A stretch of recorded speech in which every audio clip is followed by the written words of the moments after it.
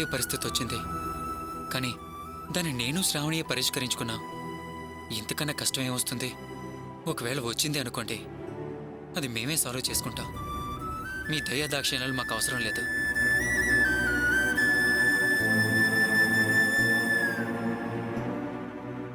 దయచేసి మమ్మల్ని ఇలా ప్రశాంతంగా బతకనివ్వండి.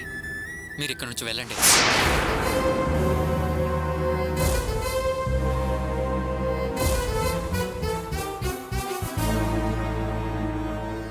మీ అంతటి మీరు వెళ్తే హ్యాపీ. లేదు, ఇక్కడే ఉండి సమస్యలు సృష్టిస్తామంటే నేను పోలీసుల్ని పిలిపిస్తాను. ఏది బాగుంటుందో ఆలోచించుకోండి. అమ్మా, వీడితో మనం వాదించేది ఏమీ లేదమ్మా. వెళ్దాం పదండి.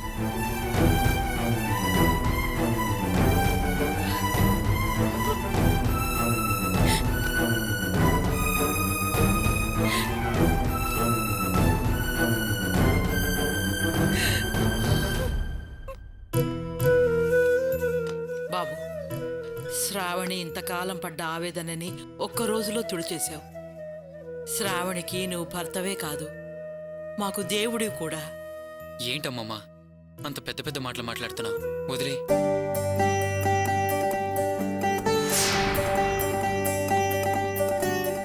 Great, really great. ప్రేమ అంటే ఇది, ప్రేమించటం అంటే ఇది. ఇలాంటి వాడితో కలిసి బతకటమే బతుకు. ఎంత అపురూపమైన ప్రేమ గాయత్రి. ఏంటండి, ఏమైనా సినిమా చూసొస్తున్నారా? ప్రేమ గురించి అంత గొప్పగా చెప్తున్నారు.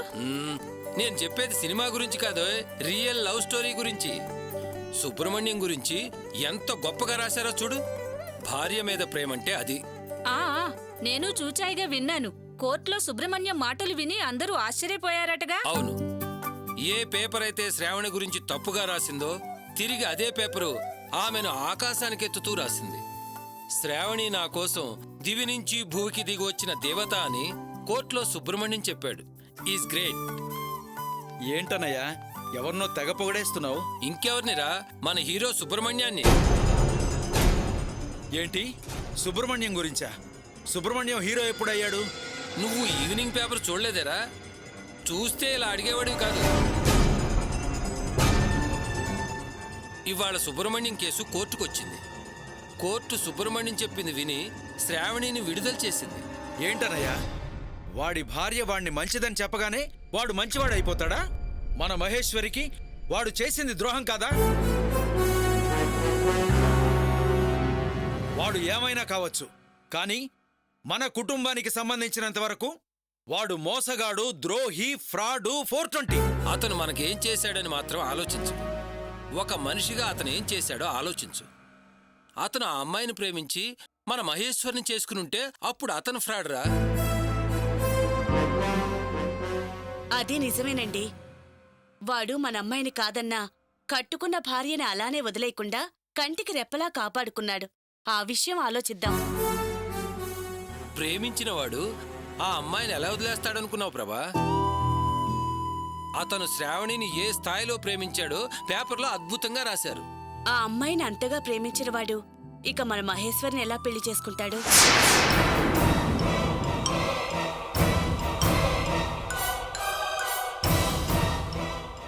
అందుకే ప్రభా తన మనసుకు నచ్చిన అమ్మాయిని చేసుకున్నాడు. శ్రావణి చాలా అదృష్టవంతురాలు. దేవుడు వచ్చి శ్రావణి మంచిది కాదని చెప్పినా ఆవిడ్ని అస్సలు అనుమానించను అని ఖచ్చితంగా చెప్పాడు. అంత మంచివాడు భర్తగా దొరకడం కన్నా ఆ అమ్మాయికి ఇంకేం కావాలి? తన ఆరోగ్యం ఏమైనా తన భార్యను వదిలిపెట్టనన్నాడు. అంత ధైర్యం ఎవరికుంటుంది చెప్పు? కొన్నాళ్లైనా అతన్ని మన అల్లుడు అనుకున్నందుకు గర్వంగా ఉంది. అతని మంచి చెడ్డల గురించి మనకనవసరం బావుగారు. ఒక అమ్మాయిని కుట్ర నుంచి కాపాడి ఆ అమ్మాయి పరువు నిలబెట్టాడు. అందుకైనా మనం అతన్ని క్షమించాలి.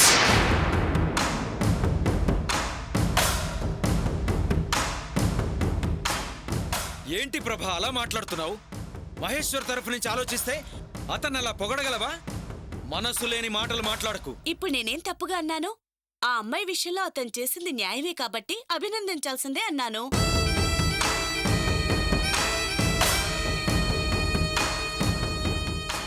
అది సరే, అతని మీద దాడి చేసిందెవరో కనిపెట్టారా? ఇంకా లేదు. కోర్టులో తప్పులన్నీ ఒప్పుకున్న రంగనాథం మాత్రం దాడి చేసింది నేను కాదు అని చెప్పాడు. ఎవరు చేసినా చేయించినా పోలీసులు మాత్రం తప్పకుండా పట్టుకుంటారు. అసలైన నేరస్తుడిని పట్టుకోవాలని జడ్జి స్పెసిఫిక్గా చెప్పాడు. స్టూడెంట్ ఆందోళన, మీడియా ప్రెషర్ పోలీసుల మీద ఎక్కువగా ఉంటుంది కాబట్టి త్వరలోనే పట్టుకుంటారు. రంగనాథం కాకపోతే అతనికి ఇంకెవరు శత్రువులున్నారు? అబ్బా, అదేదో రోడ్డు మీద గొడవ నరుక్కునేదాకా వెళ్ళింది. కాదు రాఘవ, పక్కా ప్లాన్ ప్రకారం జరిగింది. రోడ్డు మీద గొడవ అయితే కత్తి తీసుకుని ఎలా వస్తాడు? ఎవరో సుబ్రహ్మణ్యం అంటే పడనాళ్లే ఆ పని చేసుంటారు. ఏది ఏమైనా తన మీద నిందలన్నీ ఒక్క రోజులో తుడిచేసుకున్నాడు ఆ సుబ్రహ్మణ్యం. అతని మీద నింద వేశారు, చంపాలని చూశారు, అనరాని మాటలన్నారు, అవమానించారు. కాని అందరి నోళ్లు మూయించాడు అతను. అతని మంచితనం నిరూపించుకున్నాడు.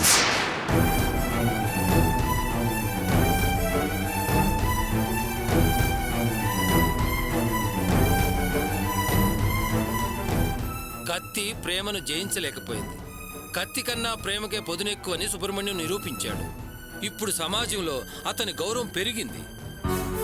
ఏంటి మీరంతా వాణ్ణి పోటీలు పడి పొగిడేస్తున్నారు?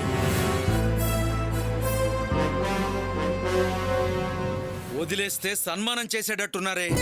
ఒరే, మంచిని అభినందించాలి రాఘవ. మంచి పనులు చేసే వాళ్ళకి లభించేది అభినందనలు, సన్మానాలేరా. మీరు అభినందించే కార్యక్రమంలో ఉండండి. నాకు మాత్రం వాడి మంచితనం కన్నా మహేశ్వరి జీవితమే ముఖ్యం.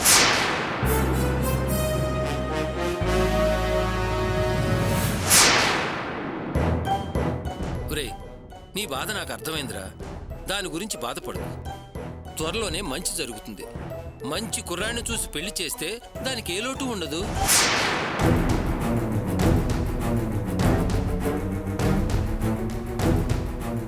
ఏంటన్నయ్య జరిగే మంచి? మహేశ్వరి ఆనందంగా ఉండేంత వరకు నేను ఎవరిని క్షమించదలుచుకోలేదు. ఏమండి, మీరెక్కడికి వెళ్తున్నారు? వెళ్లే ప్రతిసారి ఎక్కడికో నీకు చెప్పాలా? మనశ్శాంతిని వెతుక్కుంటూ వెళుతున్నాను. మనసు కుదుట పడ్డాక వస్తా. ఇదేమిటి, ఈయన నా మీద విరుచుకుపడుతున్నారు? నీ మీద కోపం కదమ్మా, ఆ సుబ్రహ్మణ్యం మీద కోపం. ఇప్పుడు మనం తప్పుగా ఏమన్నామని బావుగారు? మంచిని మంచి అన్నాం, అంతేగా. అయినా ఇంకా అతని మీద మనమెందుకు కోపం పెంచుకోవాలి? అర్థం లేని కోపాలు మనకే అనర్థాలు తెచ్చిపెడతాయి.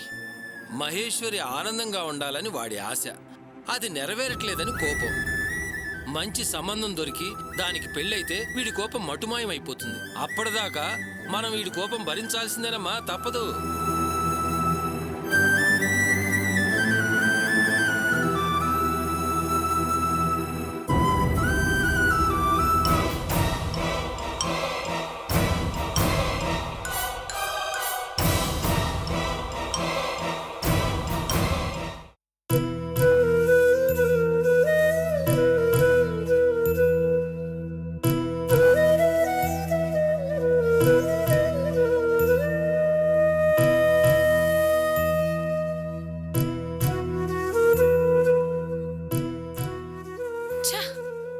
ఇంత విశ్వాసఘాతకుణ్ణి నేనెక్కడా చూడలేదు.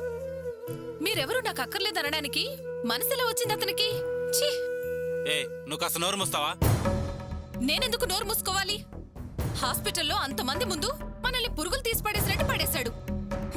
ఇక ఈ ఇంట్లో అతని గురించి ఎవరూ ఆలోచించకూడదు, మాట్లాడకూడదు. వచ్చినా గాని నేను చచ్చినా రానివ్వను.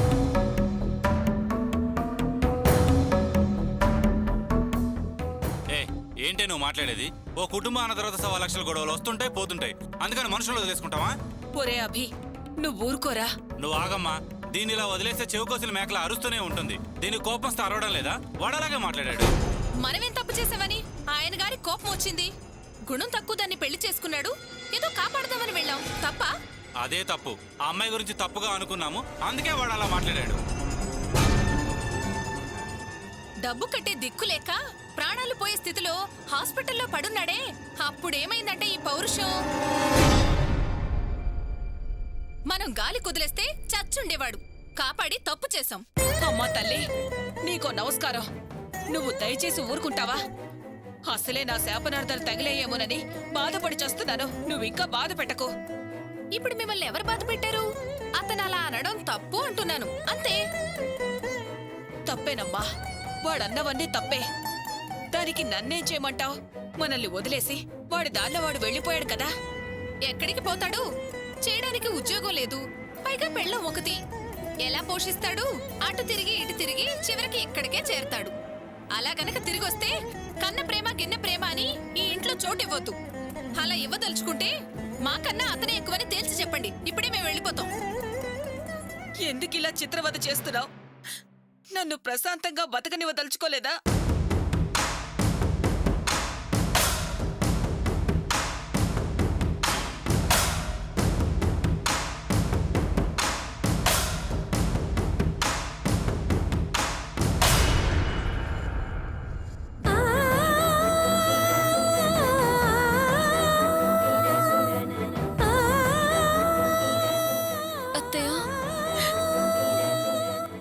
ఎందుకత్తయ్య ఏడుస్తున్నారు? ఏం లేదు మహేశ్వరి. నువ్వెందుకు ఇక్కడికొచ్చావు?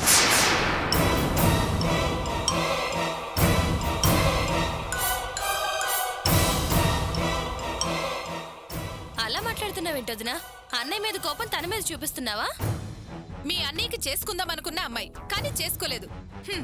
ఇంకెందుకు ఇక్కడికి రావడం? సుబ్రహ్మణ్యమే కాదు, అతనికి సంబంధించిన వాళ్ళెవరూ ఇక్కడికి రావడానికి కుదరదు. చాలా అన్యాయంగా మాట్లాడుతున్నావే. ఏంటి అన్యాయం? నా మాటలు మాత్రమే మీకు అన్యాయంగా అనిపిస్తున్నాయా?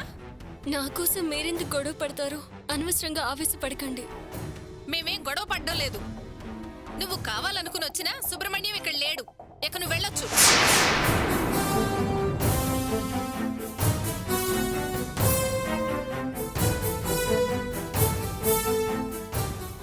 నేనేం అతని కోసం రాలేదు, అత్తయ్య కోసం వచ్చాను. పెళ్ళే జరగలేదు, ఆవిడ నీకు అత్తయ్య ఎలా అవుతుంది? ఏ పెళ్లి కాని అమ్మాయిలకి అత్తయ్యలు ఉండరా? వారితో పెళ్లి జరుగుంటే అత్తగారు అయ్యేది.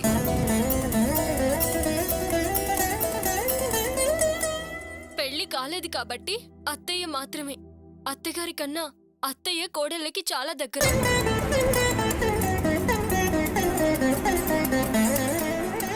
మీరు నన్ను రావద్దు అన్నా అత్తయ్య కోసం వచ్చిపోతూ ఉంటాను. మీరేమంటారు అత్తయ్య? అంటే నాకన్నా నీకే ఇంట్లో హక్కు ఎక్కువ అంటావు. నేను అలా అనట్లేదు, అత్తయ్యకి నేనంటే ఇష్టం అంటున్నాను. వింటున్నారా ఆ అమ్మాయి అనే మాట? ఇంట్లో వాళ్ళకన్నా పరాయి వాళ్ళంటేనే మీ అమ్మకి ప్రేమ ఎక్కువ. మీ తమ్ముడు అంతే, మీ అమ్మ అంతే. అయ్యో సుధా, నేనెప్పుడు అలా అన్నాను? మీరనాల్సిన అవసరం లేదు. ఈవిడ గారు అంటున్నప్పుడు మీరు మౌనంగా ఉంటే అర్థమేమిటి? చూడరా, ఏదేదో మాట్లాడుతుంది. నువ్వెందుకే పెద్దానికి లేనిపోని గొడవ చేస్తున్నావు? ముందు లోపలికెళ్ళు. ఎలా తగలడితే నాకెందుకు? అసలు ఇంట్లో వాళ్ళెవరూ నాకు అర్థం కావడం లేదు.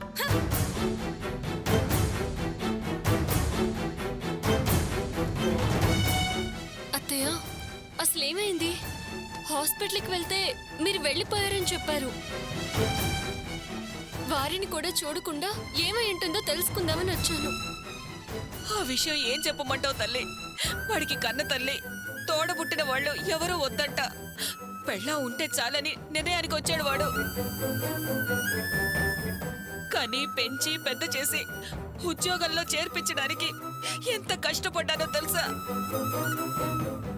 కానీ వాడన్నీ మర్చిపోయి మీరెవరూ అక్కర్లేదని గెంటేశాడు. ఏడవకండి అత్తయ్య, ఏదో కోపంలో అలా అనుంటారు. వాడేం కోపంతో తొందరపడి మాట్లాడలేదమ్మా. నిదానంగా ఆచితూచి మాట్లాడాడు. చావు బతుకుల్లో ఉంటే రాత్రి పగలు నిద్రాహారాలు మాని కంటికి రెప్పలా కాపాడుకున్నాను.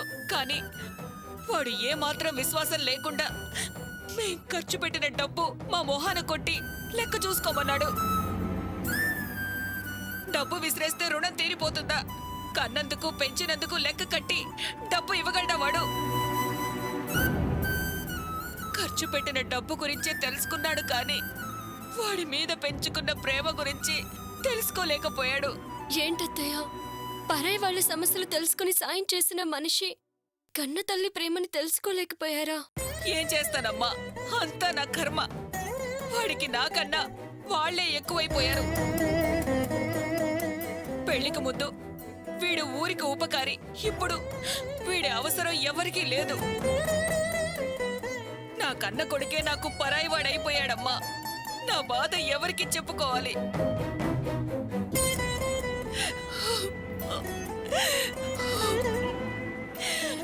ఏడవకండి అత్తయ్య, ఏదో కోపంలో అన్న మాటలు పట్టించుకోకండి. వారి మనసు ఏదో ఒక రోజు మీ మీదకి మల్లుతుంది. అప్పుడు ఖచ్చితంగా మిమ్మల్ని వెతుక్కుంటూ వస్తారు. ధైర్యంగా ఉండండి అత్తయ్య.